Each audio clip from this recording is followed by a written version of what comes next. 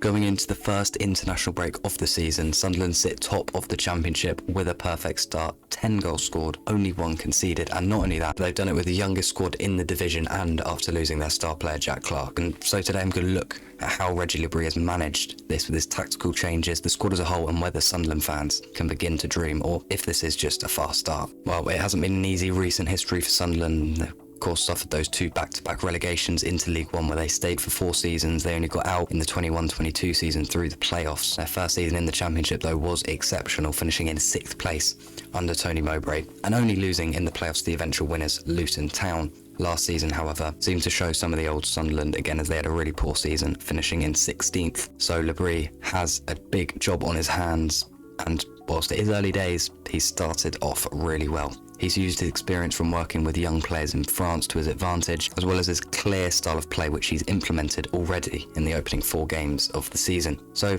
let's begin by looking at his tactics. So far, Le Bris has made the most of his midfield to control the games with Joe Bellingham, Dan Neil and Chris Rigg, who by the way are 18, 22 and 17. And Le Bris has already shown his great tactical flexibility in opposition-based setup, specifically with players like Joe Bellingham, who has played from a centre forward even down into a 6. Sunderland typically build their attacks quickly and directly after winning possession using either a 4-3-3 or a 4-2-3-1 formation. During the build-up, they position Chris Rigg as an advanced midfielder and sometimes pair him with Joe Bellingham as dual 8s. The centre-backs aim to slowly draw out opposition pressure, looking for spaces to exploit, especially through wide overloads. While they do attempt to build through short passes, goalkeeper Anthony Patterson often resorts to long balls if pressed, as his playing out from the back isn't the best, but this allows Sunderland to bypass pressure and aim for teammates running in behind or winning second balls. The main source of attack are from wide areas and wide overloads. Once they win the ball back, Sunderland are always looking to get the ball out wide, and when in possession, they look to take advantage of players linking up and the individual skill. Here in this example, you can see Patrick Roberts using the whip as much as possible, and Hume at right back can also provide supporting runs if needed, either underlapping or overlapping. Romain Mundle on the other wing has stepped in as Sunderland's new left winger, replacing Jack Clarke. He's strong in one-on-one situations, and if he can form a good partnership with left-back Dennis Serkin, could be even more deadly. Serkin's very active in the final third, using his strength and smart positioning to get into dangerous areas, and Joe Bellingham can help and cover for Serkin when he does push forward, and also joins the attack as well. Sunderland often use quick, simple passing between players on the wing to break through defence, often in a triangle shape. This allows the striker to make runs in behind the opponents. A great example of Mundle's ability is his goal against Burnley, as the ball is once again switched out wide to him. He puts in a cross, it comes back to him, and he demonstrates his great finishing.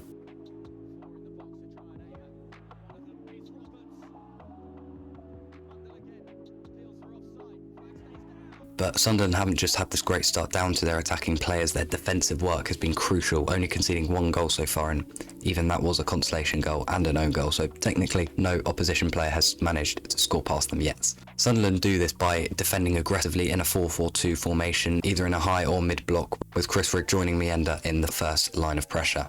This setup helps block central areas and allows them to quickly press opposing fullbacks or intercept passes into the middle. Sunderland often attack while defending, as you can see in this goal against Sheffield Wednesday, where they forced a turnover high up the field. Sunderland also opt for a narrow defensive shape when defending in their own box. The centre-backs who start the season, Luke O'Nien and Elise, are aggressive in making quick clearances, which help the team reset and reorganise and then press again.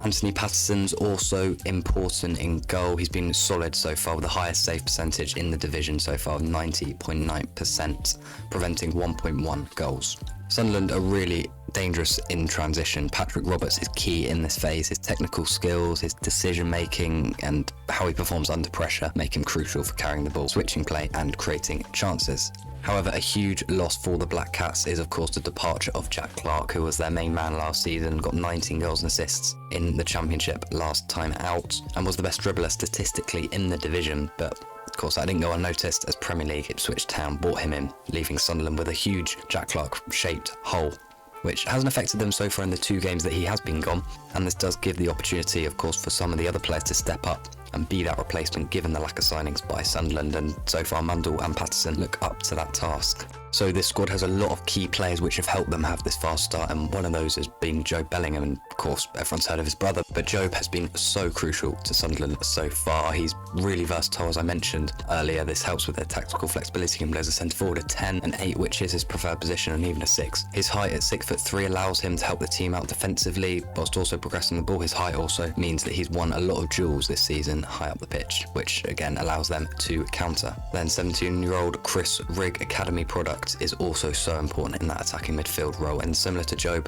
not only is he excellent going forward, but defensively he's really good and always aggressive, always looking to win the ball back. As I briefly mentioned earlier, in the defensive 4-4-2, Rigg normally steps up to go up front, and he's so good at winning possession high up the pitch. Rigg really is someone who could go on to achieve great things. His ceiling is so high. Definitely someone I can see playing for England in the future. Then there's Spanish centre forward Eliza Mayenda, who's done a fantastic job so far up front for the Black Cats. He already has 2 goals and 2 assists in just 4 games, and averaging 2 shots on target a game and nearly 6 touches in the opposition box per game. And of course, if he can continue this form throughout the season, be key to Sunderland's campaign. And also some really crucial players at wing-back, Denver Hume, but more specifically Dennis Sirkin, who obviously had that injury last season, and if he can stay fit this season, could really be an important player for Sunderland this season. He's so good. You can see how he is able to stay forward because he's so good in 1v1 situations. He can be trusted to win that ball back, so he doesn't always need to go right back.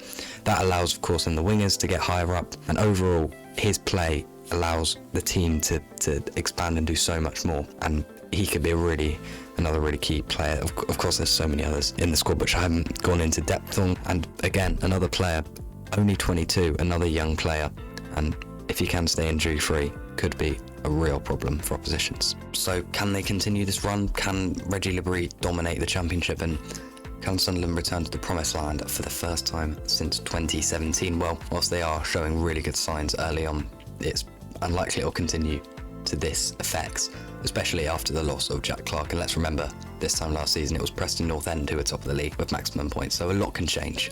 But his footballing ideology hasn't taken long to work at the Stadium of Light, and with such a young squad too, which could normally be seen as a hindrance, but they're all so committed and play like they have experience. So this team is one that could very well reach promotion. This is only Le Bris' second job in management and his first in England, but his clear philosophy is something that he will continue to refine throughout the season and could lead to a top flight return for the Black Cats. Anyway, if you did enjoy this video, please do like and subscribe, and let me know in the comments if you think they can get promoted or not. Thanks for watching, and I'll see you next time. Goodbye.